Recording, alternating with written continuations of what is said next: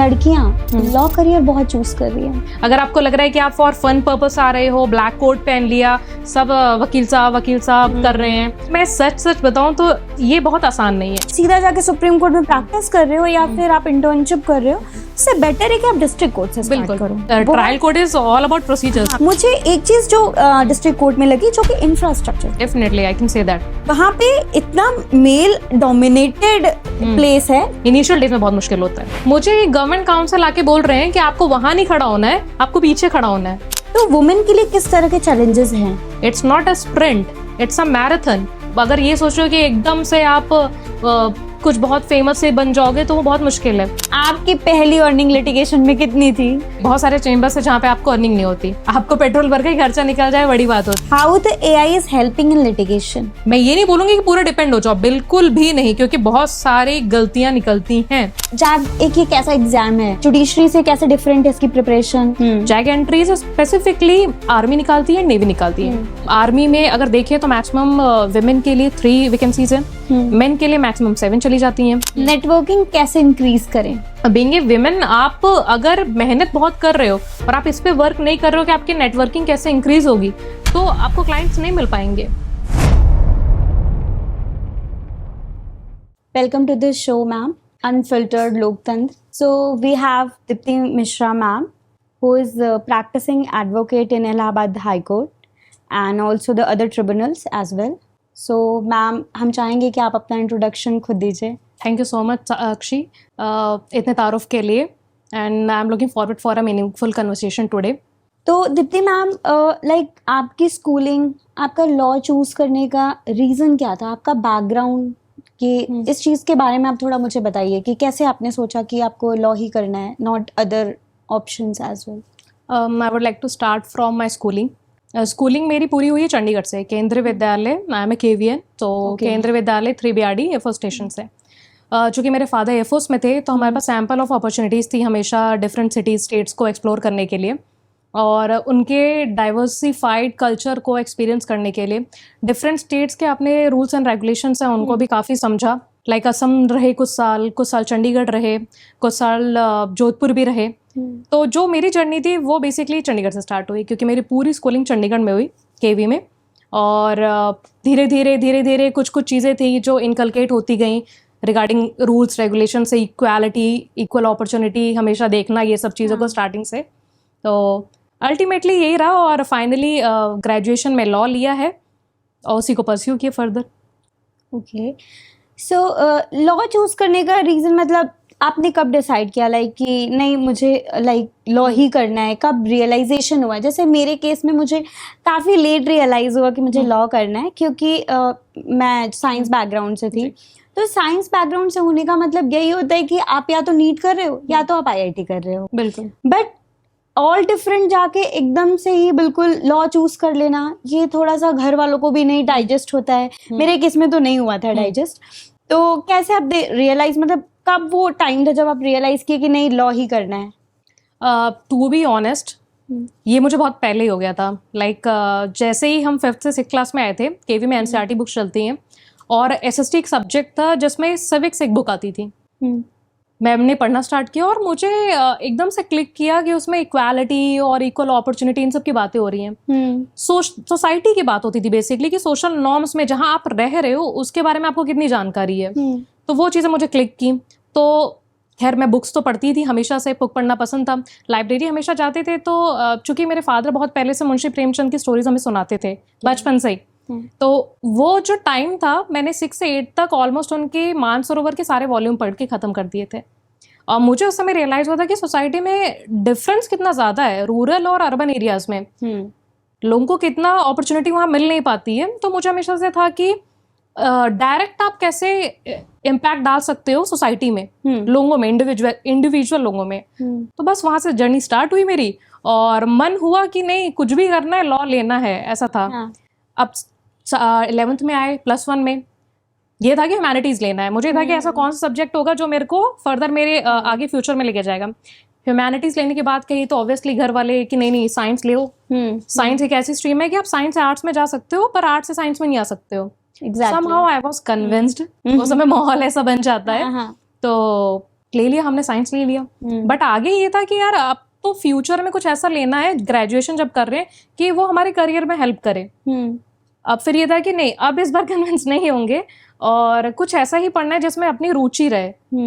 तो पेरेंट्स से बात किया, उन्होंने सपोर्ट किया और फाइनली जब हम लखनऊ पोस्टिंग आए थे, फॉर्म फिल किया, मेरिट में नाम आया और फर्स्ट लिस्ट में ही फिर सब वेरिफिकेशन हो के university main campus Lucknow university का जानकीपुरम में वहाँ पे एडमिशन हो गया। तो एटलीस्ट आई रीच समवेयर जहाँ मैं चाहती थी from the very start. Exactly. So ma'am, like family background से आपको कोई इन्फ्लुएंस मिला? कोई फैमिली में था जो पहले से लॉ कर रहा था या कोई पहले से था जो प्रैक्टिसिंग एडवोकेट था, तो क्या आप उनसे इन्फ्लुएंस हुई, मतलब, या फिर केवल बुक्स पढ़ के और या ऐसे ही जस्ट मतलब चीज़ें देख के? आई वुड से कि इन्फ्लुएंस तो मैं बुक से ज़्यादा हुई और ऑब्जर्वेशन से जो मैं देखती थी। या तो मैं अगर यूं पूछूं किसी छोटे बच्चे से भी कि सबसे पहला जो वो बायस नेचर सोसाइटी में देखते हैं वो कहाँ होता है, वो स्कूल में होता है। स्कूल में होता पार्शियलिटी, आप तुरंत देख लेते हो कि टीचर कुछ बच्चों को बहुत फेवर कर रही है, कुछ को नहीं कर रहे हैं, तो वो चीज़ आपको वहाँ से क्लिक कर जाती है, भले ही वो आपके लिए ना हो, किसी और के लिए हो, बट आपको दिखता है। तो ये सब चीज़ें छोटी छोटी हमेशा दिखती थी और मुझे हमेशा लगता था कि आप एक इक्वल प्लेटफॉर्म सबके लिए प्रोवाइड कराइए, भले ही जिसकी जैसी मेहनत हो आगे वो सक्सीड करेगा, बट एक अपॉर्चुनिटी होनी चाहिए। तो यही था, बाकी मेरे घर में कोई नहीं था। I am the first generation advocate and I hope it's going good. Ma'am, आपने जब लखनऊ यूनिवर्सिटी में एडमिशन लिया था तो आपने आई थिंक बैक इन 2014 में लिया था? Yes, obviously. तो 2014 से अभी 2025 चल रहा है। सो मैं जहाँ तक देख रही हूँ कि 2025 में अचानक से लॉ एज अ करियर सबने, मतलब मैक्सिमम स्टूडेंट्स ने चूज करना स्टार्ट कर दिया है। तो ये जो लॉ का एक है ना, ये जो फील्ड है, इसमें अचानक से एक बूम आ गया है, बहुत स्टूडेंट्स इनरोल्ड हो रहे हैं। इनफैक्ट मेरे कॉलेज में बात करें तो जब मैं 5-6 साल पहले की बात करती हूँ तो अराउंड 30-40 स्टूडेंट्स इनरोल होते थे। अभी क्या है कि 120-130 ऐसे बच्चे इनरोल्ड हो रहे हैं। It's a huge amount. हाँ, तो आपके टाइम में क्या इन्वायरमेंट था वहाँ पे? आपकी लाइक बैच स्ट्रेंथ क्या थी? और जो स्टूडेंट्स थे या जो भी लोग थे उनका towards the law as a career कैसा एटीट्यूड था? टू बी ऑनेस्ट, मुझे याद है +1 में और +2 में केवी में हमारे बैच में लाइक 120 स्टूडेंट्स थे और उनके बाद जितना मुझे पता है सिर्फ 2 बच्चों ने लॉ परस्यू किया था 2014 में, और वो दोनों ही लड़कियां थी और किसी ने लॉ नहीं लिया था। और ये 2014 की बात करें, आज 2025 है।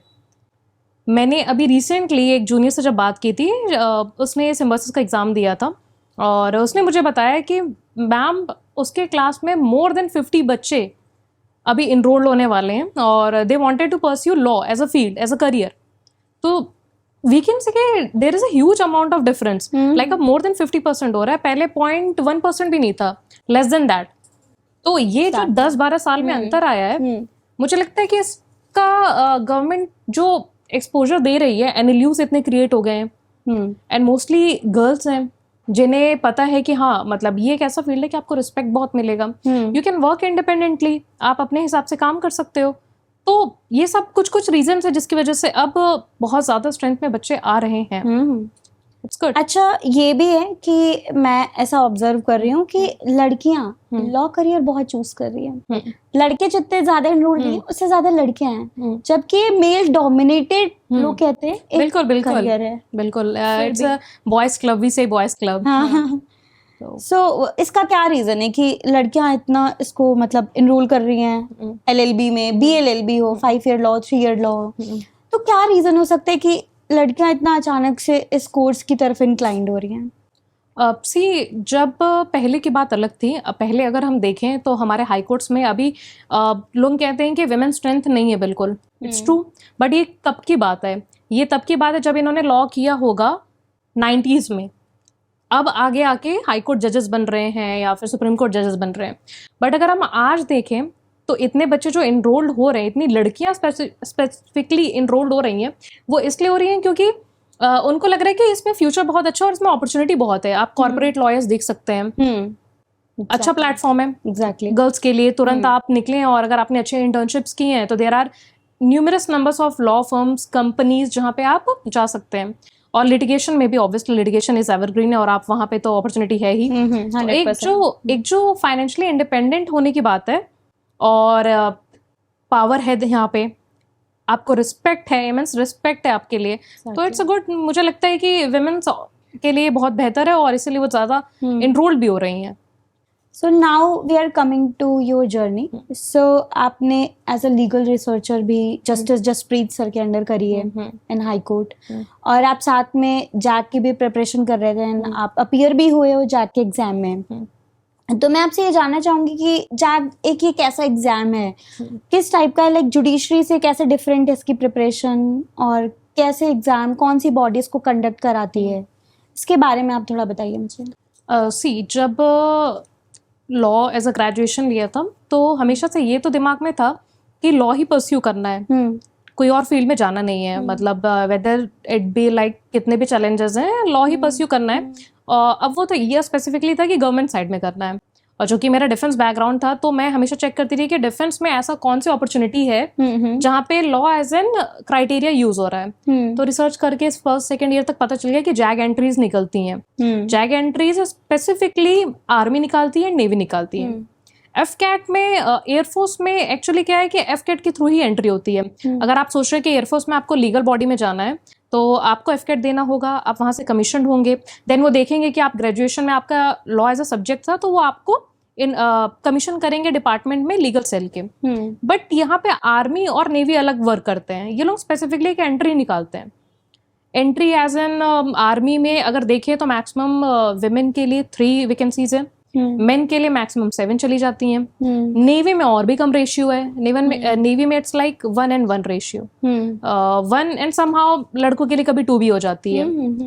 तो मुझे तो ये था कि हमेशा से कि हाँ कुछ एक्स्ट्रा पुश करना है, भले ही वो मैक्सिमम 3 वैकेंसी है बट उसके लिए जाना है। तो एम सेकेंड ईयर से सोच लिया था कि आर्मी है, इसीलिए जैक दिया, और पास आउट होते ही सब दोस्त भर रहे थे लॉ रिसर्चर का फॉर्म। अब मुझे इतना आइडिया नहीं था क्योंकि हमारा तो ध्यान हमेशा से डिफेंस साइड था, तो मैंने भी साथ में भर दिया और कॉल लेटर भी आ गया कि हाँ इंटरव्यू है। इलाहाबाद हाई कोर्ट में 3 पैनल जजेस थे, उन्होंने इंटरव्यू भी लिया रिगार्डिंग एवरीथिंग, जो लीगल पूछा जा सकता था, पर्सनल चीज़ें भी पूछी। और मेरे पास एक दिन कॉल आया कि हाँ आपका सिलेक्शन हो गया है and you have to join the Lucknow bench. तो it's was very good opportunity for me, क्योंकि जब आप बिना किसी लॉ बैकग्राउंड के आ रहे हैं और आपने अब तक कोई जुडिशियल इंटर्नशिप भी नहीं की है, तो एकदम से पास आउट होते हैं किसी जज के साथ काम करना, ये मेरे लिए तो बहुत बड़ी चीज थी। और साथ में ये तो था कि हाँ जैक भी परस्यू करना है क्योंकि पास आउट के बाद ही आप कर सकते हैं। अब ज्वाइन तो यहाँ पे कर लिया। मुझे जस्टिस जसप्रीत सर के अंडर अपॉर्चुनिटी मिली, उनका चेम्बर मिला मुझे।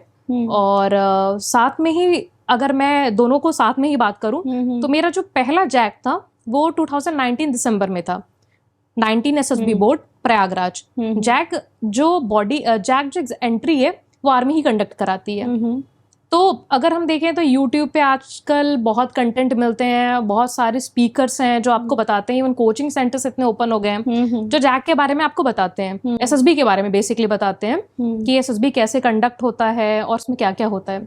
SSB एक एग्जाम पैटर्न है, मुझे तो लगता है कि डिफिकल्ट है, वन ऑफ देम, जो कि DRDO ने कंस्ट्रक्ट किया है। और इसमें अगर मैं पूरा लेंदी बताऊं तो बहुत लंबा टाइम चला जाएगा, बट जो मैं बेसिक चीज बताना चाहूंगी अपने एक्सपीरियंस से, because I am 5 time conference out, और हमेशा से ही लगातार लास्ट डे तक जाना फिर कॉन्फ्रेंस आउट हो जाना, it was very tough for me. जब आप शुरुआत से ही चाहते हो कि बनना चाहते हो वहीं पे, बट मैं अपने साइड से पर्सनली जो लर्निंग देना चाहूंगी जो भी यूथ प्रिपेयर कर रहा है जैक के लिए, कि मन कर्म और वचन, हनुमान चालीसा में है ना, मन कर्म वचन ध्यान जो लावे। तो अपना फ्रॉम द वेरी स्टार्ट, ऐसा नहीं है कि आप कॉलेज के फर्स्ट ईयर से करोगे, लाइफ में जब भी आप सोचो कि हाँ ये मुझे आर्मी में जाना है तो अपने मन कर्म और वचन को अलाइन करो।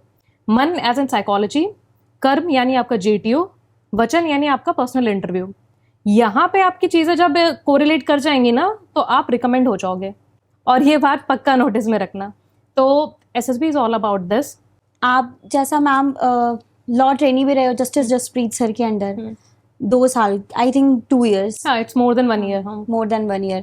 तो आप थोड़ा मेरे को बताओ कि ये एग्जाम कैसे होता है और किस तरह की बॉडी कंडक्ट कराती है। आई थिंक हाई कोर्ट खुद ही कंडक्ट हाँ, कराती है इसको। बिल्कुल। और इसका एग्जाम का पैटर्न क्या है, कैसे ये एग्जाम होता है? बिकॉज जो बच्चे अभी पास आउट हो रहे हैं उनको ये पता भी नहीं है कि लीगल रिसर्चर जैसा कोई एग्जाम भी हाई कोर्ट कंडक्ट कराती है। तो आप मुझे बताओ कि कैसा ये एग्जाम होता है और क्या रिस्पॉन्सिबिलिटीज होती हैं, किस तरह का वर्क कल्चर है लीगल रिसर्चर का? टू बी ऑनेस्ट, मुझे खुद नहीं पता था फाइनल ईयर में पास आउट होने के बाद कि ऐसा कुछ वैकेंसी निकलता है। बट हाँ, अपना ग्रुप अच्छा था, तो कुछ बच्चे थे कि हाँ उन्हें आइडिया था कि लॉ रिसर्चर नाम का कोई पोजीशन है, उसमें फॉर्म फिल करना है। तो अगर मैं अपने टाइम का बताऊं, 2019 की बात है, जैसे पास आउट हुए और सबने फॉर्म फिल किया, तो मैंने सोचा लेट इट बी, हम भी फिल कर देते हैं। फॉर्म फिल करने के बाद हुआ ये कि आपको कॉल जाता है, एक या मेल भी आ सकता है, अब तो आपको कॉल जाएगा कि हाँ आपको आना है, आपका इंटरव्यू है। और ये होता है इंटरव्यू इलाहाबाद हाई कोर्ट में, क्योंकि ये बॉडी जो कंडक्ट करा रही है वो इलाहाबाद हाई कोर्ट ही है। वहां पे जाते हैं, आपको रोल नंबर्स मिलते हैं, डिवाइड होते हैं ग्रुप। मुझे जिस पैनल में मेरा इंटरव्यू हुआ था वहां पे 3 जजेस थे, तो वो आपसे कुछ भी क्वेश्चंस पूछ सकते हैं, रिगार्डिंग लॉ पूछेंगे, आपका एम पूछेंगे, पर्सनल क्वेश्चंस भी पूछते हैं जो उनको लगता है कि ठीक है। बट बेसिकली ये रहता है कि आपको रिसर्च की नॉलेज कितनी है, आपने जो 5 साल या 3 साल दिया है लॉ कॉलेजेस में, उसमें हमने सीखा क्या है, कि आपको मनपत्र चलाना आता है, क्या आपको एसएससी ऑनलाइन यूज करना आता है, या आपको एक डिफिकल्ट रिसर्च अगर आपको प्रोवाइड करा दिया जाए चेक करने के लिए, तो आप कर पाते हैं कि नहीं। तो ये सब बेसिक्स क्वेश्चंस वो पूछते हैं। हमारे टाइम तो यही हुआ था। उसके बाद सडनली कॉल आता है 1.5-2 महीने बाद कि आपका सिलेक्शन हो गया है, and I got to know कि मुझे लखनऊ बेंच ही मिला, और I was attached with justice Jaspreet sir in the month of September, I guess. तो ये एक बहुत अच्छी अपॉर्चुनिटी थी मेरे लिए, क्योंकि फ्रॉम जिसका कोई बैकग्राउंड नहीं है एज इन लीगल, और कभी जुडिशियल इंटर्नशिप की तक नहीं है, और एकदम से आप पास आउट होते ही आपको बोल दिया जा रहा है कि आप हाई कोर्ट जज के under as a legal researcher work करो। तो it was a great opportunity for me, and then बस अटैच हो गए। उसके बाद धीरे धीरे सीखते रहे, कभी रिसर्च का काम कुछ मिल रहा है, कभी फाइल चेक करने को मिल रही है। सबसे इम्पोर्टेंट थिंग अगर मैं बताऊं कि जो मुझे लगी, कि आप ये देखते हो कोर्ट में बैठ के कि ऑब्जर्व करते हो कि हाँ मतलब जजेस का वर्क इतना आसान नहीं, बार का वर्क बहुत डिफिकल्ट है, जितना ही डिफिकल्ट बेंच का है। अगर मैं अपने ऑब्जर्वेशंस बताऊं तो मुझे लगता है कि बेंच का वर्क बहुत डिफिकल्ट है जितना डिफिकल्ट बार का है, क्योंकि बेंच को दोनों साइड के आर्गुमेंट सुनने हैं, एंड बेंच को अपना ही जजमेंट देना है, ये सुन के कि क्या बेटर रहेगा तो उसमें ऐड करके। तो मुझे तो ये बहुत डिफिकल्ट लगता था कि आप दोनों के आर्गुमेंट सुन रहे, दोनों ही कुछ ना कुछ इंपॉर्टेंट बता रहे हैं, और एकदम कड़ी बहस चल रही है। तो हाउ अ जज can give a judgement that can be helpful for the applicant और द रिस्पॉन्डेंट जिसके साइड भी लगे। तो मैंने ये ऑब्जर्व किया, कोर्ट रूम्स में बैठते थे हम, और जस्टिस सर जब भी कोई वर्क असाइन करते थे तो आई विल ट्राई कि मैं अपना बेस्ट दे सकूं। और बहुत बार ऐसा होता था कि मुझे कुछ समझ भी नहीं आता था, टू बी ऑनेस्ट, क्योंकि कभी ऐसे हाई कोर्ट में बैठ के इंटर्नशिप हमने की नहीं थी। हमेशा से कॉलेज में ये रहा है चूंकि कि जुडिशरी के साइड ही इंक्लाइंड होते थे। हाँ, thanks to justice Jaspreet sir, आपके चैनल के माध्यम से बोलूंगी कि मुझे सीखने को बहुत मिला। जितने ही अच्छे वो एज अ जज हैं आज लखनऊ बेंच में, उतने ही बेहतरीन वो टीचर भी हैं। मुझे जब जब डाउट लगता था मैं तुरंत जाती कि सर ये समझ नहीं आ रहा है, and he always give me a better answer, solution. नहीं समझ आएगा तो बताएंगे कि हाँ ये ट्रैक है, आप इस रास्ते पे चलो, आपको सोल्यूशन मिल जाएगा। तो मेरा जो टाइम पीरियड था as a law researcher, legal researcher, मुझे बहुत बेहतरीन लगा। और लास्टली जब निकलने का टाइम हो गया कि हमारा टेन्योर खत्म हो रहा था, तो हम शायद ऐसे ही बैठे हुए थे, बात कर रहे थे, और सर ने मुझे बहुत अच्छी सीख दी रिगार्डिंग लिटिगेशन भी। एंड ही आस्क्ड मी कि why you don't want to join litigation, why it's the government job. क्योंकि ऑब्वियसली हम सोचते हैं कि हमें एक सैलरी जॉब रहे तो बेटर है लाइफ में, बट अब जब मैं लिटिगेशन में आ गई हूँ, उस समय तक मैंने सोचा नहीं था, अब जब आ गई हूँ लिटिगेशन में तो मुझे लगता है कि आई थिंक ये मेरे लिए बेस्ट था, क्योंकि डेस्टिनी तो ट्रेजेक्टरी पे रहती है, आप आते ही हैं, तो it's all good experience there. So आपकी ये पूरी लखनऊ यूनिवर्सिटी के बाद जब आपने BLLB कंप्लीट करा, देन आपने रिसर्च एसोसिएट एज कंटिन्यू करा for 2 years under justice Jaspreet sir, तो ये आपका पूरा एक जर्नी रहा। फिर आप लिटिगेशन में आ गए, प्रैक्टिस स्टार्ट कर दिया आपने। प्रैक्टिस में आप अभी लखनऊ हाई कोर्ट देख रहे हो बेंच, इलाहाबाद हाई कोर्ट में भी प्रैक्टिस करते हो, ट्रिब्यूनल्स, अदर ट्रिब्यूनल्स भी देख रहे हो, केसेस देख रहे हो। सो अभी जैसे कि ये जो रजिस्ट्रेशन का प्रोसेस है, आई थिंक पहले से काफी चेंज हो गया है रजिस्ट्रेशन का प्रोसेस, एंड काफी कॉम्प्लिकेटेड भी हो गया है। बहुत सारे स्टूडेंट्स हैं जो पास आउट होते हैं, उनके लिए काफी कंफ्यूजन होता है कि यार रजिस्ट्रेशन कैसे करानी है, क्योंकि पहला स्टेप तो प्रैक्टिस करने का रजिस्ट्रेशन से ही स्टार्ट होता है। बिल्कुल बिल्कुल राइट। तो आप कैसे ये रजिस्ट्रेशन का प्रोसेस क्यों इतना मतलब कॉम्प्लिकेटेड क्यों बच्चों को लगता है? बिकॉज मुझे लगता है कि जहाँ पे डॉक्यूमेंटेशन वेरिफिकेशन की बात आ गई ना, बच्चों के दिमाग में एक वो हो जाएगा, अरे यार लंबी लाइन में खड़ा होना पड़ेगा। जैसा कि गवर्नमेंट कॉलेजेस में, जैसे आप भी लखनऊ यूनिवर्सिटी का पार्ट रहे हो, मैं भी BHU का पार्ट रही हूँ, तो मुझे पता है डॉक्यूमेंटेशन कितना टफ दिमाग में एक सीन बन जाता है, एक इमेज क्रिएट हो जाती है, अरे यार बहुत टफ होगा। आपका इसमें क्या व्यू है कि इसको थोड़ा सा स्टूडेंट फ्रेंडली बनाना चाहिए बार काउंसिल रजिस्ट्रेशन को, और अभी जो चेंजेस आ गए उसके बारे में आप मुझे कुछ बताइए। अगर मैं अपना एग्जांपल दूं तो हमारे टाइम ये हुआ था कि आपको अपने सारे डॉक्यूमेंट्स और DD bar council of Uttar Pradesh को भेज देना है। बाय पोस्ट भेजिए या फिर बाय हैंड भेजिए, आपको वहां तक पहुंचाना है।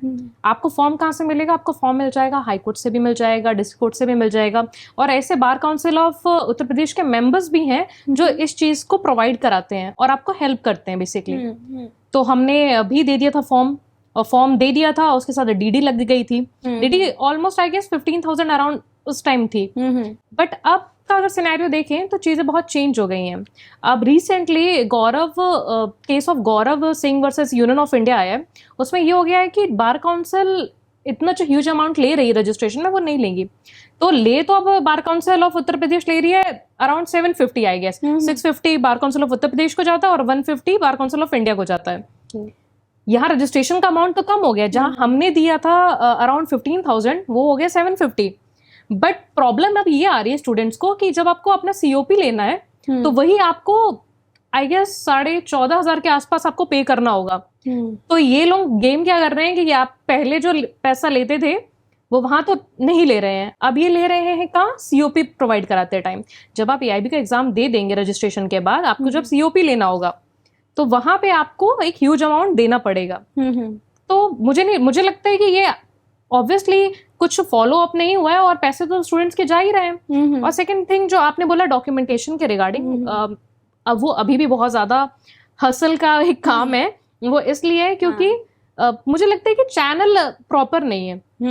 मुझे ऐसा लगता है कि बार काउंसिल ऑफ उत्तर प्रदेश को सर्टेन प्लेसेस बनाने चाहिए जो मैं एक्सपीरियंस कर रही हूँ स्टूडेंट्स के द्वारा सुन के। क्योंकि फॉर एग्जांपल अगर मैं बताऊं, अभी मेरे कुछ जूनियर्स हैं, उन्होंने किसी को भी जाके दे दिया है सिविल कोर्ट में कि हाँ उनको पता चला कि ये लोग काम करते हैं रजिस्ट्रेशन का, वहां जाके फॉर्म सबमिट करा दिया है और अभी 6 महीना हो गया, उनको कुछ पता ही नहीं कि वो फॉर्म गया कहाँ पे है। तो मुझे ऐसा लगता है कि कुछ एक पर्टिकुलर लोग होने चाहिए सिर्फ, या बॉडीज होनी चाहिए जहां पे आप जाओ कि आप फॉर्म वहीं पे दोगे तो आपको आपका रजिस्ट्रेशन का नंबर वहीं से मिलेगा। ठीक है, तो ये सब चीजें बहुत क्लियर होनी चाहिए। रैंडम आप किसी के पास भी जाके दे दोगे तो वो चीजें सही नहीं है। तो बॉडी को इस चीज को रेगुलराइज करना चाहिए। दूसरा, ये जो इतना लंबा टाइम लगता है इसको थोड़ा कम किया जाए। बाकी मेरे हिसाब से कुछ प्रोज भी हैं। अब जैसे कि सुनने में आ रहा है कि इंटरव्यूज भी होते हैं स्टूडेंट्स के, और अगर आप 2000 अराउंड फीस दे देते हैं तो आपका वर्चुअल इंटरव्यू भी हो जाता है। तो इट्स गुड कि अगर आप कहीं बहुत दूर किसी डिस्ट्रिक्ट में हैं यूपी के और आप इलाहाबाद नहीं आ पा रहे हैं या आपको एक्सपेंसेस बहुत ज्यादा लग रहे हैं तो आप अपना पेमेंट कीजिए और आप वर्चुअली इंटरव्यू दे दीजिए। तो इट्स अ गुड थिंग। और अभी जो और कुछ अच्छी चीजें जो मुझे लगी कि कॉलेजेस से कैरेक्टर सर्टिफिकेट मिलना, अटेंडेंस सर्टिफिकेट जो कॉलेजेस प्रोवाइड करा रहे हैं, तो ये सब चीजें और एडअप ही हो गई हैं जो अभी के रजिस्ट्रेशन हो रहे हैं। हमारे टाइम तो नहीं था, हमारे टाइम तो फॉर्म था, फॉर्म में कुछ चेकलिस्ट थी, डिक्लेरेशंस थे, वो फिल करके देना था। अब चीजें थोड़ी और एडअप भी हो गई हैं, बट एक तरीके से सही भी है और कुछ चीजें ऑब्वियसली खराब भी हैं। तो मुझे लगता है कि बार काउंसिल ऑफ यूपी या फिर किसी और भी स्टेट के बार काउंसिल को इस पे ध्यान देना जरूरी है।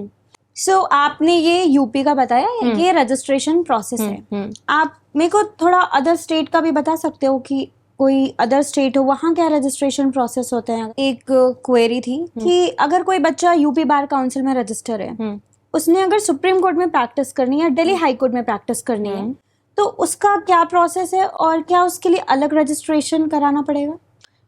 अगर आप उत्तर प्रदेश बार में रजिस्टर्ड हैं और आपको दिल्ली में प्रैक्टिस करना है तो उसमें ट्रांसफर का प्रोसेस है, या तो आप ट्रांसफर करा लीजिए या तो आप फिर न्यू रजिस्ट्रेशन वहां पे दीजिए, बट मुझे लगता है कि वो न्यू फिर आपकी सीनियरिटी को लेस कर देगा। तो इट्स बेटर कि स्टार्टिंग में ही आप ये सोच लीजिए कि आपको करना कहाँ से है। अगर आप इलाहाबाद से करना चाह रहे हैं तो आप इलाहाबाद की बार से रजिस्ट्रेशन कराइए, अगर आप दिल्ली से करना चाह रहे हैं तो दिल्ली से कराइए। स्विच करने में आप ही का नुकसान होगा क्योंकि सीनियरिटी का इशू पड़ता है, और अगर आप ट्रांसफर कराते हैं तो फिर वही है कि एक हसल रहता है और आप फिर उसमें उलझ जाते हैं। तो दिस व्हाट इट इज। सो अब थोड़ा जो करंट टॉपिक चल रहा है, काफी न्यूज में भी था, काफी इसको लेके स्टूडेंट्स ने अपोज भी किया, स्पेशली जुडिशियल एस्पिरेंट्स ने। अभी सुप्रीम कोर्ट ने जो 3 ईयर प्रैक्टिस का एक एलिजिबिलिटी क्राइटेरिया सेट कर दिया है, उस पे आपका क्या पर्सपेक्टिव है? एंड मुझे लगता है कि ये डिसीजन काफी हर्डल भी क्रिएट करता है बच्चों के सामने, क्योंकि जो बच्चे ऑलरेडी मे बी अपना प्रिपरेशन स्टार्ट कर दिए हो बट इनरोल नहीं कराए हो, प्रैक्टिस नहीं कर रहे हो, उनके लिए तो मुश्किल हो गई काफी, है ना? तो इसको आप कैसे देखते हो, इस डिसीजन को सुप्रीम कोर्ट के कैसे देखते हो आप? सी मुझे ऐसा लगता है कि इसमें प्रोज एंड कॉन्स हैं, काफ़ी सारे हैं, सबने अपनी अपनी राय दी है, और मुझे लगता है कि हार्ट ब्रेक तो सबसे ज़्यादा उन बच्चों का हुआ है जो भी फाइनल ईयर्स में है, क्योंकि किसी ने सोचा नहीं था कि हमको लिटिगेशन में आना होगा। Litigation is a big hurdle for them कि हाँ उन्हें लगता है कि हसल काफ़ी ज़्यादा है, तो ऐसा कुछ हो कि हाँ पास आउट होते ही एग्ज़ाम हो जाए, प्रिपरेशन हम कर ही रहे हैं और हम क्लियर कर लेंगे पेपर। बट सुप्रीम कोर्ट ने जो जजमेंट दिया है, अगर मैं अपने हिसाब से बताऊं तो ये बहुत बैलेंस जजमेंट है, बहुत बैलेंस्ड है। वो इसलिए क्योंकि इनिशियल डेज में तो आपको लगेगा कि ये हर्डल है और बहुत ज़्यादा, अगर हम डिफेंस के वर्ड को मैं यूज़ करूँ कि रगड़ा है, तो रगड़ा बहुत ज़्यादा है इसमें इनिशियल डेज में। But in a long time हमारे जुडिशरी की जो क्वालिटी है ना, वो पक्का इंक्रीज होने वाली है। इसलिए क्योंकि जब आप 3 साल लिटिगेशन में देंगे ना, तो आपको ग्राउंड रियलिटी पता चलेगी। ग्राउंड रियलिटी एज इन कि कितना हसल होता है, कोर्ट रूम्स, लो ट्रायल कोर्ट बेसिकली क्या काम करते हैं, डिस्ट्रिक्ट कोर्ट कैसे वर्क करते हैं। जब आप 3 साल ये समझ जाएंगे ना, तब आप जब एग्जाम देंगे और आप क्लियर करेंगे तो आप एक बेटर वे में साउंड जजमेंट्स दे पाएंगे। तो ये बहुत बैलेंस्ड है। मुझे लगता है इसको एक अपॉर्चुनिटी समझना चाहिए रेदर देन एक हर्डल। मैम, जैसे कि अभी आपने बताया कि 3 साल का जो प्रैक्टिस क्राइटेरिया आ गया है जुडिशियल ऑफिसर बनने के लिए, तो आप अपनी कोई पर्सनल एक्सपीरियंस से बताओ कि क्यों ये 3 साल की प्रैक्टिस जरूरी है? जैसा कि सुप्रीम कोर्ट ने बोला है कि रिसर्च एसोसिएट की एक्सपीरियंस भी काउंट होगी इसमें। बिल्कुल।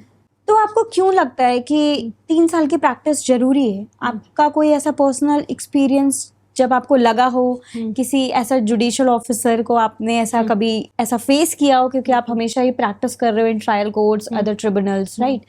तो कभी आपको लगा हो कि नहीं यार, इसको 3 साल की प्रैक्टिस तो जरूरी थी कोर्ट में, है ना? तो ऐसा कोई एक्सपीरियंस आप शेयर करना बिल्कुल, ऐसा एक्सपीरियंस मेरे साथ रहा है और वो बहुत अजीब हो गया था। मुझे ऐसा लगा था कि अगर मैं स्टार्ट करूं, पहले तो मैं बताऊं कि लीगल रिसर्चर जो हैं उनकी भी एक्सपीरियंस को अब काउंट किया जाएगा, और ये बहुत ही अच्छा जजमेंट था इस पॉइंट को इंक्लूड करते हुए, क्योंकि हम ऑलरेडी 1 साल, कुछ हाई कोर्ट तो 2 साल भी रखते हैं, और अगर हम वहाँ पे टाइम दे रहे हैं और वो टाइम हमारा इंक्लूड नहीं हो रहा है एज एन एक्सपीरियंस, तो वो वेस्ट है ऑलमोस्ट। मतलब क्योंकि ऑन रिकॉर्ड फिर आप उसके लिए क्या करेंगे, तो वो इंक्लूड होना बहुत अच्छी बात है। दूसरा, मेरा एक्सपीरियंस जो मुझे लगता है कि लिटिगेशन में आना इनिशियल डेज में इम्पॉर्टेंट है, इसलिए क्योंकि अगर आप खुद सोचें कि एक बच्चा जो लास्ट 3-4 साल में सिर्फ एक छोटे से रूम में या फिर एक घर में बैठ के तैयारी ही कर रहा है, उसका कोई भी कोर्ट से नाता नहीं है, और समडे उसका पेपर निकल गया और उसे एक कोर्ट रूम में बैठा दिया जा रहा है, उसको क्या समझ आएगा? उसने ना अपने कॉलेज टाइम में कोई लिटिगेशन की इंटर्नशिप किया, ना ही वो कोर्ट विजिट्स में आया। उसको क्या पता है कि एक डिस्ट्रिक्ट कोर्ट में जज के पीछे फैन चल रहा है कि नहीं, वो कितने गर्मी में बैठा हुआ है, समर्स बेंच जो लग रही हैं उसमें भी बैठ के उनको सुनना है। कुछ डिस्ट्रिक्ट कोर्ट के वकील इतने गुस्से में भी आते हैं कि उनको, वो तो कुछ भी बोल देते हैं, बट हाँ इस चीज़ का ध्यान रखते हैं कि कंटेम्प्ट ना हो। बट ये सब जो हसल होता है ना, ये उन्होंने एक्सपीरियंस नहीं किया है, तो ये एक्सपीरियंस करना बहुत इंपॉर्टेंट है। जैसे मैं एक बार बताऊँ, अभी रिसेंटली हमारा एक केस था सक्सेशन का, वो हमने सीनियर डिवीज़न के पास लखनऊ में फाइल किया, और चूंकि उसमें ऑपोजिट पार्टी कोई था नहीं, वो डेड थे वो लोग जो ऑपोजिट में थे। तो हमें ये था कि मुझे एक्चुअली वो केस मिला था आफ्टर अ काउंसिल। उन्होंने जो पहले वाले काउंसिल थे उन्होंने लाइक 4-5 ईयर्स उसको ड्रैग किया, उसमें वो परस्यू नहीं कर रहे थे और उन्होंने वो केस छोड़ दिया। तो क्लाइंट मेरे पास आए, क्लाइंट ने बोला कि आप इस चीज़ को परस्यू कीजिए, और उनको बैंक से कुछ उनके इंपॉर्टेंट चीज़ें डॉक्यूमेंट्स वो निकलवाने थे। तो जब मैंने केस लिया तो मैंने सोचा कि ठीक है, इसमें बहुत लूपहोल्स हैं और मुझे इसको अमेंडमेंट कराने से बेटर है कि मैं इसको विड्रॉ कर लूँ। तो मैंने सीनियर डिवीजन में विड्रॉल एप्लीकेशन फाइल किया। विड्रॉल एप्लीकेशन में फ़नी बात मुझे एक्चुअली ये लगी कि मैंने अपने सबमिशंस रखे, कोर्ट में अपने सबमिशंस रख दिए और मैंने विड्रॉल एप्लीकेशन फाइल किया। मुझे ये था कि अमेंडमेंट करने से बेटर है कि मैं एक नया सूट फाइल करूँगी, क्योंकि उसमें ज़्यादा सोल्यूशंस मिल जाते हैं और ज़्यादा आपको रिलीफ मिलती है बेसिकली। तो ये था कि ठीक है, जो पहला वकील ने फ़ाइल किया उसको हम वापस ले लेते हैं और हम नए सिरे से फिर एक नया सूट फाइल करेंगे। तो मैंने फ़ाइल किया एक विड्रॉल एप्लीकेशन। तो हुआ ये कि अब ऑपोजिट में तो पार्टी डेड थी, क्योंकि जिन्होंने पहले उसको ड्राफ्ट किया मे बी उन्होंने सही नहीं किया था। तो जब मैंने फ़ाइल करते और मैंने अपने सबमिशंस रख दिए और बाद में जब मैं ऑर्डर जाके देख रही हूँ तो मुझे पता चल रहा है कि मेरी विड्रॉल एप्लीकेशन खारिज हो गई है। मुझे बहुत वियर्ड लगा कि एक तो मैं खुद न्यू एज एन काउंसिल मैं उसको विड्रॉ कर रही हूँ, उसमें ऑपोजिट से कोई जिंदा ही नहीं है जो ऑब्जेक्ट करे। तो जज साहब ने क्या सोच के उस चीज़ को अलाउ नहीं किया है। तो मैंने अपने सीनियर से बात किया तो उनको बताया, तो मुझे जो गाइडेंस मिली वो ये हुआ कि ऑर्डर तो बहुत गलत हुआ है और जिस भी जुडिशियल ऑफिसर ने ये ऑर्डर दिया है बहुत ही गलत दिया है, बिना इस सोच के कि हाँ कि ऑपोजिट पार्टी में कोई है कि नहीं है और इसमें क्या फर्दर इसको अगर अलाउ करने मतलब विड्रॉल को अलाउ कर रहे हैं तो क्या होगा। तो मुझे ऐसा फील हुआ कि ये अगर सीनियर डिवीजन पोस्ट के जुडिशियल ऑफिसर कर रहे हैं तो लोअर और जो न्यू जजेस आते हैं उनका क्या स्थिति होगी, क्योंकि एक सीनियर डिवीजन के पास एक्सपीरियंस बहुत ही अच्छा होता है। तो ये बहुत वियर्ड सिचुएशन थी मेरे लिए कि मुझे बहुत अजीब लगा कि क्योंकि मेरी एक्सपेक्टेशन थी कि मुझे वो सही रिलीफ मिलेगी, बट वो मिली नहीं, मुझे सॉल्यूशन मिला नहीं, रिलीफ मिली नहीं। बाद में खैर हमने नया सूट फाइल किया और उसको अभी परस्यू कर रहे हैं और वो सही जा भी रहा है। तो ये कुछ रीजंस हैं जो मुझे लगता है कि आपको प्रैक्टिस में आना बहुत ज़रूरी है इनिशियल डेज में। 2-3 साल जो भी है, इधर आप लॉ ट्रेनी बन जाइए, वो उसका इंटरव्यू दीजिए, एग्जाम दीजिए, या तो आप लिटिगेशन में आ जाइए। एटलीस्ट आप कोर्ट जो है उसके स्किल्स को समझिए, तभी आपको पता चलेगा कि हाँ सॉल्यूशंस कैसे देना है। आप सिर्फ एग्ज़ाम दे के पहुँच गए और आपको कोई नॉलेज नहीं, ना आपने इंटर्नशिप में अपना टाइम इन्वेस्ट किया, ना आप कोर्ट में आए, तो मुझे लगता है कि कुछ भी फ्रूटफुल होगा। तो हाँ ठीक है, इनिशियल डेज में थोड़ा रगड़ा है, बट ये बहुत बेहतर रहेगा आगे। मुझे भी लगता है कि जैसा कि जुडिशियल ऑफिसर्स के लिए आया है 3 साल की प्रैक्टिस जरूरी है। मेरा खुद का एक्सपीरियंस है, जैसे सबसे पहले मैंने डिस्ट्रिक्ट कोर्ट से अपनी इंटर्नशिप स्टार्ट करी थी, मैंने जजेस के अंडर करी थी, JM 1 एंड ADJ सर के अंडर। तो वहाँ मेरा 1 महीने पूरा लगभग गया और मुझे लगा कि ये जो एक ग्राउंड लेवल है ना, ये देखना बहुत ज़रूरी है। आप रैदर देन सीधा जाके सुप्रीम कोर्ट में कर रहे हो, अपनी प्रैक्टिस कर रहे हो, या फिर आप इंटर्नशिप कर रहे हो, उससे बेटर है कि आप डिस्ट्रिक्ट कोर्ट से स्टार्ट करो। मेरी यही सजेशन है कि आपको डिस्ट्रिक्ट कोर्ट से स्टार्ट करना चाहिए। अगर आप डायरेक्ट हाई कोर्ट जाते हो ना तो आपको बहुत सारी चीज़ें समझ में भी नहीं आएंगी।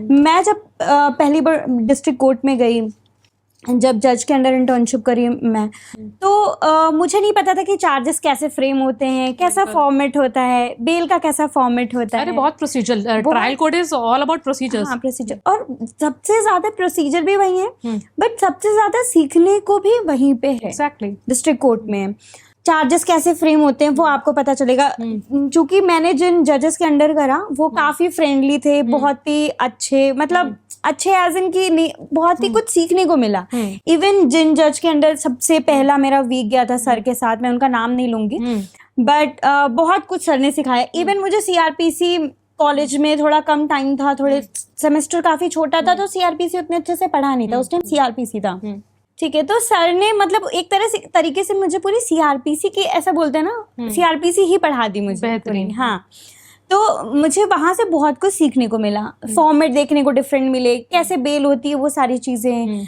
इवन जब मैं ADJ सर के यहाँ कर रही थी इंटर्नशिप, तो वो तो मतलब ऐसा डेली होमवर्क देते थे कि आज ये पढ़ के आना, आज ये पढ़ के आना, तो बहुत कुछ सीखने को मिला। मुझे एक चीज जो डिस्ट्रिक्ट कोर्ट में लगी, जो कि इंफ्रास्ट्रक्चर का था। Definitely definitely I can say that. मुझे इंफ्रास्ट्रक्चर, मुझे यार मतलब मुझे लगता है कि वुमेन के लिए एक वॉशरूम, एक वुमेन के लिए पर्टिकुलर एक एरिया होना जहाँ पे वो कंफर्टेबली बैठ जाएं, क्योंकि आप कैंटीन में जाते हो, चाहे वो हाई कोर्ट की कैंटीन हो और चाहे वो डिस्ट्रिक्ट कोर्ट की कैंटीन हो, वहाँ पे इतना मेल डोमिनेटेड प्लेस है कि ज्यादा आदमी दिखेंगे, औरतें कम दिखेंगी। खैर प्रैक्टिस में औरतें आती भी कम है। तो मेरा जो डिस्ट्रिक्ट कोर्ट का एक्सपीरियंस था और जो मेरी लर्निंग थी वो मेरे हाई कोर्ट के इंटर्नशिप में काफ़ी मेरे को हेल्प करी।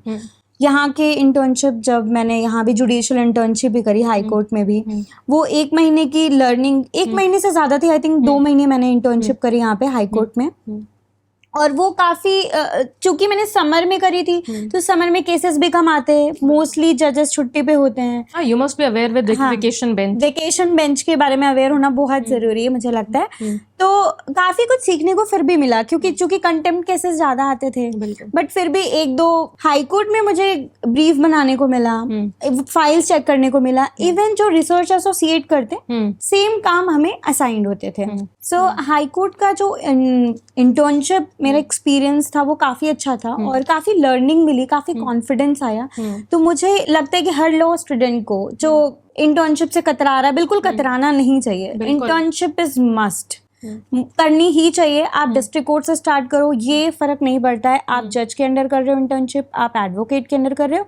हाँ, शायद जज के अंदर आपको अलग एक्सपोजर मिले, थोड़ा हो सकता है इनहैंस नॉलेज मिले। बिल्कुल, बेंच का एक्सपीरियंस अलग होता है और बार का एक्सपीरियंस अलग है। जैसा आपने पहले बताया कि बार एंड बेंच का बिल्कुल डिफरेंट एक्सपीरियंस होता है। मुझे मैम ये पर्सनली ये टॉपिक बहुत इम्पोर्टेंट लगता है, वुमेन इन लिटिगेशन। सो जैसा कि आप फर्स्ट जनरेशन वुमेन एडवोकेट हैं एंड लिटिगेशन एक मेल डोमिनेटेड फील्ड है। सो वुमेन्स के लिए क्या चैलेंजेस होते हैं प्रैक्टिस, जब वो प्रैक्टिस में जाती हैं तो क्या चैलेंजेस फेस करने पड़ते हैं उनको लिटिगेशन में? चाहे आप हाई कोर्ट में प्रैक्टिस कर रहे हो, चाहे आप डिस्ट्रिक्ट कोर्ट में प्रैक्टिस कर रहे हो, या चाहे आप ट्रिब्यूनल्स में जा रहे हो, तो वुमेन के लिए किस तरह के चैलेंजेस हैं? चैलेंजेस अगर मैं स्टार्ट करूँ तो सबसे पहले तो ये होता है कि आप अपने घर वालों को समझाते हो कि आपको लॉ लेना है। ये समझा पाना बहुत मुश्किल होता है, क्योंकि एक इमेज क्रिएट हो गई है कि वह लड़की जो लॉ ले रही है वो बहुत ही ज़्यादा रेबल नेचर की होगी। टू बी ऑनेस्ट ये रहता है, आई अग्री, ये रहता ही है कि हाँ आप बहुत रेबल होगे। और भले ही वो लॉ लेने वाली सब लड़की आगे जुडिशरी का एग्जाम निकाल ले, then it would be good for them. But हाँ, अगर वो लिटिगेशन में जा रही है तो वो तो फिर बहुत ही मुश्किल हो जाता है। आई डोंट नो कि ये माइंडसेट क्यों है, बट ये माइंडसेट है यहाँ पे। लोगों को बहुत डाइजेस्ट नहीं होता है and they not able to buy this fact कि विमेन्स भी जा रही हैं लिटिगेशन में, they are very good in that. But जो मैं व्यूअर्स को ये बोलना चाहूँगी, यंग जनरेशन की जितनी भी लड़कियाँ, क्योंकि हमने जैसे डिस्कस किया स्टार्टिंग में, क्योंकि बहुत ज़्यादा मात्रा में लड़कियाँ आ रही हैं अब लॉ फील्ड में। वो एक कहा जाए तो मैं एक बार बहराइच गई थी, वहाँ के डिस्ट्रिक्ट कोर्ट में मैंने देखा कि वहाँ पे भी लड़कियाँ आ रही हैं। छोटे छोटे जितने भी डिस्ट्रिक्ट हैं, जितने भी यूपी में, सब जगह लड़कियाँ आना शुरू कर चुकी हैं। तो उनके लिए तो मुझे ऐसा लगता है कि ये चीज़ समझना बहुत ज़रूरी है कि अगर मैं सच बताऊं तो ये बहुत आसान नहीं है। ठीक है, अगर आपको लग रहा है कि आप फॉर फन पर्पस आ रहे हो, ब्लैक कोट पहन लिया, सब वकील साहब कर रहे हैं, और हाई कोर्ट में आप गाउन उड़ाते हुए चल रहे हो लाइक डॉक्टर स्ट्रेंज, तो वो ऐसा फन हमेशा रहेगा नहीं। ठीक है, तो वो कुछ महीने के लिए रहेगा, कुछ साल के लिए रहेगा, बट अल्टीमेटली उसके बाद स्टार्ट होगा आपका असली हसल। जब आप अपने सीनियर्स के पास से हटेंगे ना, और आपको खुद क्लाइंटेज क्रिएट करनी पड़ेगी, क्योंकि मैं बीइंग अ फर्स्ट जनरेशन, मुझे पता है कि क्लाइंटेज क्रिएट कर पाना इनिशियल डेज में बहुत मुश्किल होता है। बीइंग ए विमेन, आप अगर मेहनत बहुत कर रहे हो और आप इस पर वर्क नहीं कर रहे हो कि आपकी नेटवर्किंग कैसे इंक्रीज होगी, तो आपको क्लाइंट्स नहीं मिल पाएंगे। अगर मैं अपना एक्सपीरियंस दूँ, लाइक मैंने इनिशियली 7 मंथ्स जूनियरशिप की under Dharmraj Mishra sir at high court. उसके बाद मुझे जो पहला स्टार्ट मिला इंडिपेंडेंट केस का, वो आफ्टर 7 मंथ था। मुझे पहला इंडिपेंडेंट केस मिला and that was a very big thing for me, और मैंने उस पर बहुत मेहनत से काम किया। और अभी भी जितने भी केसेस उसके बाद मुझे मिलने लग गए, टचवुड स्टार्ट हो गए, तो उसमें मेरी वर्किंग वैसी ही रही। मेरे कहने का मतलब यहाँ पे सिर्फ ये है कि आपको मेहनत करना पड़ेगा। यहाँ पे कुछ एकदम फैंसी चीज़ें नहीं रहेंगी। अगर आप उसमें इंडल्ज होना चाहते हो, अगर आपने 5 साल अपना दिया है, लिटिगेशन में आ रहे हो, तो लिटिगेशन को समझो। It's not a sprint, it's a marathon.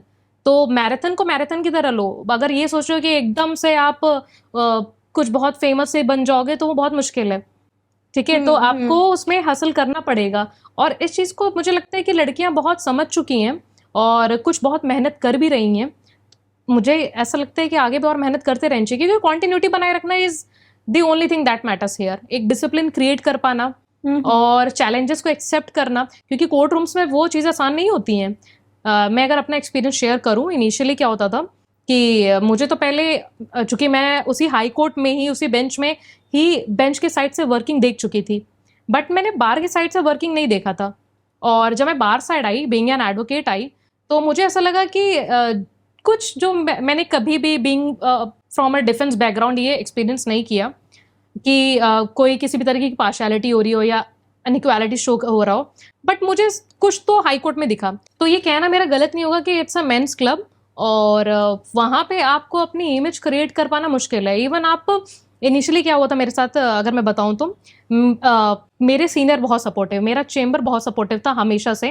और मुझे तो सेकेंड डे पे ही अपीयरेंस के लिए बोल दिया गया था। एक कंटेम्प्ट की कोर्ट थी और my senior told me to go and tell the court that the case is infructuous. तो मुझे तो वो बोलने में भी थोड़ी हिचकिचाहट हो रही थी, बट समहाउ आई मैनेज्ड। और उसके बाद अपनी अपीयरेंस को मार्क कर पाना ये इंपॉर्टेंट होता है। जैसे कि मैं एक एग्जाम्पल दूँ। एग्जाम्पल क्या, मेरा ये एक्सपीरियंस ही था कि मुझे सुबह सुबह केस, एक फ्रेश केस को मेंशन करना था, और मैं लाइन में खड़ी हो गई जाके सबसे पहले। मुझे गवर्नमेंट काउंसिल आके बोल रहे हैं कि आपको वहाँ नहीं खड़ा होना है, आपको पीछे खड़ा होना है। तो आई वॉज वेरी हम्बल। मैंने कहा सॉरी सर, मुझे समझ नहीं आया, क्योंकि मैं नोन नहीं थी उस समय कि कोर्ट में क्या किस साइड खड़े होना जाके। तो इट वॉज ठीक है, बट मेरे को उनकी आवाज़ और उनके तरीका बहुत खराब लगा कि इट्स लाइक कि तुम्हें पता नहीं है तो तुम पीछे जाके खड़े हो जाओ, ठीक है। तो मुझे ऐसा लगता है कि जो हमारे सीनियर्स हैं उन्हें भी सपोर्टिव होना चाहिए कि नहीं बेटा, आप यहाँ पे भी खड़े हो सकते हो और आप पहले स्लिप को वहाँ पे जाके दीजिए, ये बताना। तो ऐसे छोटी छोटी चीज़ें होंगी। इन सब चीज़ों को अवॉइड करते हुए, इन सब छोटी छोटी जो हर्डल्स उनको अवॉइड करते हुए हमेशा फोकस्ड रहना कि आप क्यों आए हो इस जगह पे। जितना ही वो कोर्ट रूम किसी और का है ना, उतना ही कोर्ट रूम वो आपका भी है। तो आप भी वहाँ पे मेहनत करिए, बाकी मेहनत कर ही रहे हैं। तो इट्स दिस वे। एग्जैक्टली मैं इस बात से अग्री भी करती हूँ। क्या mentorship and support system women advocates के लिए होना ज़रूरी है? बिल्कुल। जैसे बाकी फील्ड्स में ज़रूरी है, किसी भी प्रोफेशन में, इस प्रोफेशन में उससे भी बहुत ज़्यादा ज़रूरी है। तो मैंने जो सीखा मेंटर से, अगर मैं कहूँ तो वो मैंने ये सीखा कि आप इनिशियल डेज में कोई ट्रिब्यूनल पकड़ लीजिए। आप ट्रिब्यूनल पकड़ लेंगे, वहाँ पे काम सीखिए। आप काम सीखेंगे तो ये होगा कि इनिशियल डेज में आपको एक अच्छी अर्निंग आने लग जाएगी, क्योंकि आप उसी चीज़ का बिजनेस करेंगे, आप उसी चीज़ को प्रमोट करेंगे कि हाँ मैं यहाँ पे वर्क कर रहा हूँ या कर रही हूँ और मुझे इस चीज़ की अच्छी नॉलेज हो गई है। मेरा ऐसा मानना है, अगर आप कहीं पे भी ढंग से लग के 3 से 4 महीना देते हैं, या फिर मान लीजिए मैक्सिमम अगर किसी को बहुत स्लो समझ आ रहा है, उसने 1 साल भी किसी ट्रिब्यूनल में दे दिया, तो आपको समझ आ जाएगा कि क्या वर्किंग है। अब आपको काम क्या करना है, आपको क्लाइंटेज इंक्रीज करनी है अपनी। तो वो धीरे धीरे आप जैसे जैसे नेटवर्किंग करेंगे, आप ये मान के चलिए आप खुद के विधाता हैं, ठीक है। आपको ये चीज़ खुद ही सेटअप करनी है। तो आप जब धीरे धीरे चीज़ों को सेटअप करेंगे, आपकी क्लाइंटेज इंक्रीज होगी, तो आप ये बोल पाएंगे कि हाँ हम पर्टिकुलर ट्रिब्यूनल में काम कर रहे हैं। तो आपकी क्या होगा कि लर्निंग अर्निंग दोनों साथ होगी। अगर आप सिर्फ लर्निंग ही करते रह जाएंगे तो मुझे नहीं लगता कि आप ज़्यादा टाइम तक इसमें जा पाएंगे, क्योंकि आपकी अर्निंग ही नहीं हो रही है। एक टाइम बाद क्या होगा कि आप फ्रस्ट्रेट होने लग जाएंगे कि अरे यार पैसा ही नहीं आ रहा है। जैसे यूथ आजकल बोलता है, जनरेशन जैसे लॉ पास आउट वाले आते हैं और बोलते हैं लिटिगेशन में तो पैसा ही नहीं है। इट्स ट्रू, टोटली ट्रू, पैसा नहीं है। और जहाँ पे अगर दिल्ली जैसी जगह मैं बोलूँ, वहाँ पे अगर आपको स्टार्टिंग में जो यंग काउंसिल है उनको कितना ही मिल जाता होगा। कोई भी बहुत अच्छे से अच्छा चैम्बर आपको कितना देता होगा, 25,000 20,000। वहाँ पे खर्चे कितने हैं। और अगर लखनऊ की बात की जाए हमारे यहाँ, तो मुझे नहीं लगता कि वहाँ पे चेम्बर्स में आपको अच्छा पेमेंट भी मिलता है। आपको आपके पेट्रोल का पैसा निकल जाए बड़ी बात है। तो इसके लिए आप क्या करोगे, आपको स्मार्टली वर्क करना है ना, आपको अपने लिए भी अर्न करना स्टार्ट करना है। जब आप अच्छी जगह ट्रिब्यूनल में काम करोगे, सीखोगे, तो आप छोटे छोटे केसेस उठाने लग जाओगे, तो आपकी अर्निंग भी होगी। लर्निंग अर्निंग दोनों हो रही है, तो काम में मज़ा भी बहुत है, ठीक है। तो ये चीज़ें किया जा सकता है अच्छे मेंटर से गाइडेंस लेके। और विमेन के साथ भी यही सेम चीज़ है। जस्टिस जसप्रीत सर ने एक बहुत अच्छी मेरे को बात कही थी कि ट्रस्ट बहुत इंपॉर्टेंट चीज़ है इस फील्ड में। अगर आपके क्लाइंट का आप पे ट्रस्ट है ना, और वो कह रहे हैं कि नहीं ये केस बाबूजी आप ही करो, मैडम जी आप ही करो, तो आप वो तहसील में भी करो, चाहे वो सुप्रीम कोर्ट में भी करो, क्योंकि उस व्यक्ति का आप पे ट्रस्ट है, आप बेस्ट दोगे अपना। तो सेम ऐसे ही हुआ कि इस लिटिगेशन जर्नी में भी अब तक भी मैंने हमेशा ट्रांसपेरेंसी रखी है। चाहे कोई भी मेरा क्लाइंट हुआ हो, हमेशा उनके सामने ये चीज़ें क्लियर रही कि हाँ मैं आपके केस को कैसे प्रेजेंट कर रही हूँ, ताकि उनका ट्रस्ट भी डेवलप रहे और मेरी क्लाइंटेज भी बेटर रहे और मैं एक अच्छा रिस्पॉन्स या ऑर्डर उनको प्रोवाइड करा सकूँ। तो every single day is a hustle day, रगड़ा है हर दिन, पर कुछ नया सीखना है हमेशा जब तक आप रहेंगे इस फील्ड में। तो कंसिस्टेंट रहने के लिए बहुत ज़रूरी है कि आप हमेशा अपनी लर्निंग को इंक्रीज करते रहिए। मैम, आप यंग गर्ल्स को जो अभी जस्ट कॉलेज में इनरोल करा रही हैं, उनको आप क्या एक मोटिवेशनल मैसेज देना चाहेंगी? सी कहने के लिए तो बहुत कुछ है, क्योंकि इतना एक्सपीरियंस हो जाता है, और मैं तो हमेशा चाहूँगी कि जितनी भी लड़कियां आ रही हैं इस फील्ड में वो मन लगा के आएँ। ये ना सोचें कि आने के बाद हम यहाँ पे, क्योंकि अब तो क्या हो गया ना, 3 साल का भी एग्ज़ाम दे के आप, मतलब 3 साल के प्रैक्टिस के बाद ही आपको एग्ज़ाम देना है, तो आपको अब लिटिगेशन में आना ही आना है अगर आप कॉर्पोरेट साइड नहीं जा रहे हैं तो अगर आप आ रहे हो तो पूरा मन लगा के आओ, पूरा मन लगा के ये कि हाँ हम आ रहे हैं तो हम कहीं ना कहीं पहुँचेंगे उस जगह पे, जस्ट फॉर सेक ऑफ कि हाँ 5 साल हम वहाँ दे रहे हैं कि शादी जल्दी ना हो जाए। क्योंकि मुझको याद है हमारे फर्स्ट ईयर में मैम ने बोला था कि आप लोग क्यों आ रहे हो, उन्होंने पूछा था स्पेसिफिकली गर्ल्स से कि आप क्यों आ रहे हो, ताकि आप शादी को डिले कर दो। ऐसा नहीं होना चाहिए, आप आ रहे हो तो अपने फ्यूचर को सोच के आ रहे हो, ठीक है। और लड़कियों के लिए सबसे इंपॉर्टेंट ये चीज़ रहेगा कि जब भी आप लिटिगेशन स्टार्ट करो या लॉ को परस्यू करो, उसमें प्रैक्टिकल वे में ज़्यादा आओ। मतलब आप लिटिगेशन, अगर आप लिटिगेशन परस्यू करना चाहते हो स्पेसिफिकली, तो इंटर्नशिप्स करो, जब जब आपको अपॉर्चुनिटी मिले, जहाँ जहाँ अपॉर्चुनिटी मिले इंटर्नशिप करो, नेटवर्किंग बेटर करो, अपने सीनियर्स हैं जैसे लिंक्डइन वगैरह है वहाँ से कनेक्ट हो। मैं तो बोलूँगी कि सबको कि आप अपनी आईडीज़ को क्रिएट करिए लिंक्डइन पे, अपने सीनियर से कांटेक्ट में लाइए कि आपको एक अच्छी अपॉर्चुनिटी मिले, ठीक है। तो ये सब चीज़ें होना बहुत ज़रूरी है। और जो मैं पर्सनली, जो लड़कियाँ अब लिटिगेशन में आ रही हैं, पास आउट हो चुकी हैं और लिटिगेशन में आ रही, उनके लिए मैं स्पेसिफिकली कुछ बताना चाहूँगी कि कभी भी ये मत सोचना कि कोई दूसरा तुमको ये बोल रहा है कि ये ऐसे नहीं होता, वैसे नहीं होता, या फिर आपको बहुत हल्के में ले रहे हैं, तो उस चीज़ का कभी ध्यान मत देना। आपको पता है कि आप अच्छा काम कर सकते हो, आप किसी और से बेटर कर रहे हो, तो go for it. It doesn't matter कि कोई आपसे क्या बोल रहा है, कि वो आपको क्या सीख दिखा रहा है। अगर आपको एक ऐसा आ रहा है अंदर से कि नहीं ये चीज़ मैं परस्यू कर सकती हूँ, तो गो फॉर इट ना, आपको करना चाहिए। तो 3 लर्निंग जो मैं देना चाहूँगी न्यू जनरेशन को, वो अपने एक्सपीरियंस से, वो ये है कि पहला, अपने हेल्थ के साथ कभी भी खिलवाड़ नहीं करना है, ठीक है। आपको बहुत सारे सीनियर एडवोकेट्स, बहुत सारे जजेस अपने इंटरव्यूज़ में अपने स्टेटमेंट्स में ये बोलेंगे कि आप अच्छी प्रिपरेशन करिए, कोर्ट रूम से एटिकेट सीखिए, ड्राफ्टिंग करिए, रिसर्च करिए। आई अग्री, ये सब करिए, ये सब बहुत ज़रूरी है। पर इन सब से जो बहुत ज़्यादा ज़रूरी जो मुझे लगता है कि अपने हेल्थ के साथ कभी भी खिलवाड़ मत कीजिए। आप अपने हेल्थ को हमेशा एटमोस्ट प्रायोरिटी पे रखिए कि हेल्थ अच्छा है ना, तो you can go for a long run. Marathon नहीं है, स्प्रिंट नहीं है, तो हेल्थ अच्छा होना बहुत इंपॉर्टेंट है। सेकंड, चैलेंजेस को कभी भी दरकिनार नहीं करना, चैलेंजेस एक्सेप्ट करना, क्योंकि चैलेंजेस ही आपको एक बेटर पर्सनैलिटी क्रिएट करेंगे। जो आपका कैरेक्टर डेवलप्ड होगा ना 5, 6, 7 साल बाद प्रैक्टिस के, वो आपके चैलेंजेस एक्सेप्ट करने से ही होगा। तो सेकंड, चैलेंज एक्सेप्ट कीजिए। थर्ड, खुद पे विश्वास रखिए। खुद पे विश्वास रखेंगे तो ये जो दो पहले के पॉइंट्स है ना, वो अपने आप ही क्लियर हो जाएंगे। तो अच्छी हेल्थ, कंसिस्टेंसी, चैलेंज एक्सेप्टेंस, और थर्ड खुद पे विश्वास, ये रखना बहुत इंपॉर्टेंट है। The most important learning is कि खुद पे विश्वास बिल्कुल रखना बिल्कुल बहुत इंपॉर्टेंट है, चाहे बिल्कुल। कोई भी फील्ड हो, बिल्कुल वेदर इट्स इंजीनियरिंग फील्ड, बिल्कुल। या आप डॉक्टर हो, या आप एडवोकेट हो, या आप आईएएस ऑफिसर हो इवन, तो भी आपको खुद पे ट्रस्ट रखना बहुत जरूरी है। क्योंकि जर्नी इतनी टफ है कि आप अगर खुद पे विश्वास नहीं रखेंगे तो आई थिंक कि बहुत मुश्किल है। इस पे एक श्लोक है जो मैं पर्सनली बहुत बिलीव करती हूँ, भगवत गीता का चैप्टर 6 5th श्लोक है कि उद्धरेद आत्मनात्मानम न आत्मानम वसादेत आत्मेव ही आत्मनो बंधुर रिपुरात्मना। इसका मतलब है कि आप खुद को अपलिफ्ट करते हैं और खुद को ही डाउनग्रेड भी करते हैं। आप खुद के फ्रेंड भी हैं और खुद के एनिमी भी हैं। तो जब आपके पास अपॉर्चुनिटी है खुद का फ्रेंड बनने के लिए, तो खुद का दुश्मन बनने की जरूरत नहीं है। तो अपने लिए अच्छा सोचिए, अपने लिए अच्छा करिए। बहुत अच्छी लर्निंग मुझे लग रहा है कि जो न्यू कमर्स हैं जो लॉ में भी इनरोल कराने वाले हैं, या बिल्कुल। फिर जो लॉ पास आउट करने वाले इवन, बिल्कुल। मुझे लगता है कि आपके थ्रू उनको बहुत कुछ सीखने को मिला होगा। बिल्कुल। एक जो वुमेन अभी सोच रही होगी कि लिटिगेशन प्रैक्टिस में जाना है नहीं जाना है, तो उनके लिए भी ये बहुत बड़ी लर्निंग होगी। आपके एक्सपीरियंसेस से बहुत कुछ सीखने को मिलेगा उनको, आई थिंक। सो कुछ मेरे अब रैपिड क्वेश्चंस होंगे, तो वो मैं आपको पूछना चाहूंगी।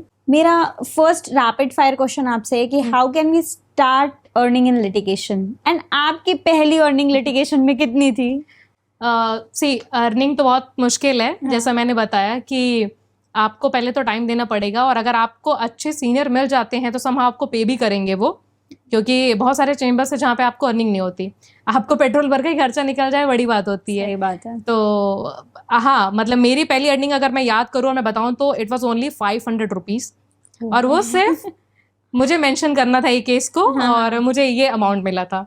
And today I have my own clients and it's all good. But वो 500 थे, बट वो सेंस ऑफ एक सेटिस्फैक्शन बिल्कुल लेवल का था। वो मेरी खुद की अर्निंग थी, जस्ट मतलब अगर हम देखा जाए तो सेल्फ क्रिएटेड मनी, तो इट्स गुड। आपको बस एक बूस्ट चाहिए होता है, तो वो बढ़िया है, वहां से मिल गया। बिल्कुल बिल्कुल। नेटवर्किंग अच्छी करते चाहिए, काम करिए बढ़िया। जितने स्किलफुल लोगे ना आप कोर्ट में, उतनी ही आपकी अर्निंग अच्छी होगी।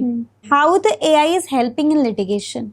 सी फ्यूचर इज एआई एक्चुअली। तो हम ये दरकिनार नहीं कर सकते इस बात को कि एआई की भी इंपॉर्टेंस लिटिगेशन में बढ़ गई है।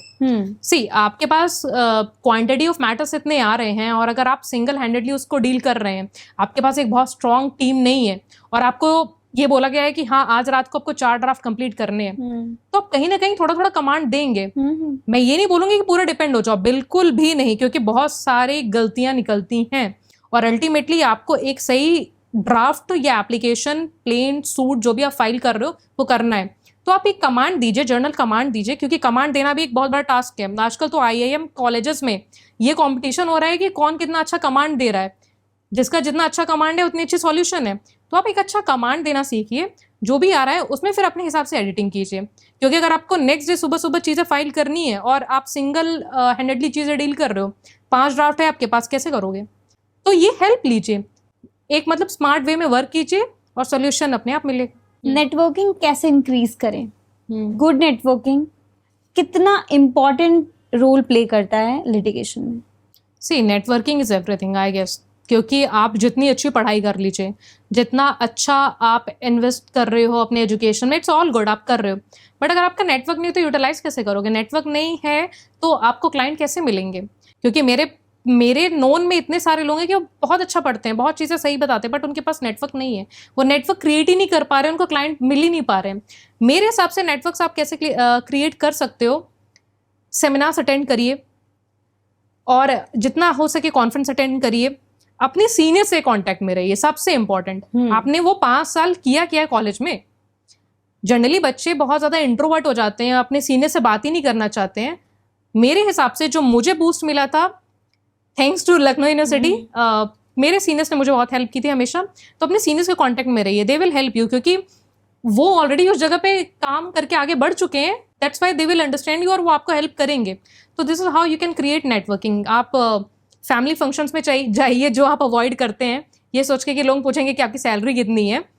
इन सबको अवॉइड मत कीजिए, जाना शुरू कीजिए, वहाँ से आपको मैटर्स मिलेंगे, कॉन्फ्रेंसेस से मिलेंगे, सेमिनार्स से मिलेंगे, सीनियर्स देंगे, देयर आर मल्टीपल ऑप्शंस। आप एक बार घुसिए उस जगह पे और आप खुद ही एक्सप्लोर करेंगे कि हाँ इन जगह से मेरे नेटवर्क्स क्रिएट हो रहे हैं। So it's this way. Successful वकीलों का माइंडसेट कैसा होता है? जैसे कि हमारे कपिल सिब्बल जी हैं, हरीश साल्वे जी हैं, मुकुल रस्तोगी जी हैं, एक्सेट्रा, बहुत सारे सक्सेसफुल एडवोकेट्स हैं, सीनियर एडवोकेट्स हैं, उनका माइंडसेट कैसा होता हो? See what I observed is कि माइंडसेट डिफर करता है बहुत ज़्यादा, क्योंकि सबसे पहले तो उनका माइंडसेट इस चीज़ से बहुत एग्री होता होगा कि हाँ खुद पे विश्वास होता होगा जब भी उन्होंने शुरुआत की होगी, क्योंकि ये प्रोसेस बहुत लंबा है, ये एक दिन की अचीवमेंट नहीं है। उन लोगों को भी एक दिन में केस नहीं मिला होगा बेटर, काफ़ी साल की एक इनपुट रही होगी और जिससे उनको एक अच्छा केस फिर मिला होगा। सेम वे इसमें जो बहुत इम्पॉर्टेंट चीज़ है सक्सेसफुल होने के लिए कि आपका माइंडसेट होना, राइट माइंडसेट, कंसिस्टेंट वे में। आपको पता है कि ये मैराथन चलेगा, तो आप इम्पेशेंट मत होइए। आपकी सबसे बड़ी लर्निंग ये होगी कि आप पेशेंसली वेट करिए, क्योंकि बहुत बार ऐसा होगा कि शायद आपको 1-1 साल 1.5 साल कोई मैटर ही नहीं आ रहा है, तो आप ये सोचोगे कि अरे यार अब तो इस प्रोफेशन में क्या करें, केस ही नहीं आ रहा है। बट एट द सडन आपको फिर इतने केसेस आने लग जाएंगे कि आप सोचोगे कि अब मेरे पास सांस लेने का भी टाइम नहीं है। ठीक है, So patience is key to learning. बिल्कुल बिल्कुल, पेशेंस होना बहुत इंपॉर्टेंट है। खुद पे विश्वास रखना कि हाँ हम लंबे रेस के घोड़े हैं, हमें लंबा चलना है, तो पेशेंस रखिए। यही एक माइंडसेट है कि कंसिस्टेंट रहते हुए, स्किल अपनी बेटर करते हुए पेशेंस रखिए। Thank you ma'am for coming to this show and thank you for the meaningful conversation with you. मुझे पर्सनली आपसे बहुत कुछ सीखने को मिला एंड आई होप कि मेरे व्यूअर्स को भी बहुत कुछ सीखने को मिला होगा मैम के through. And please stay tuned with the unfiltered Loktantra for the more lawful insights. Please do subscribe, share and like. Thank you.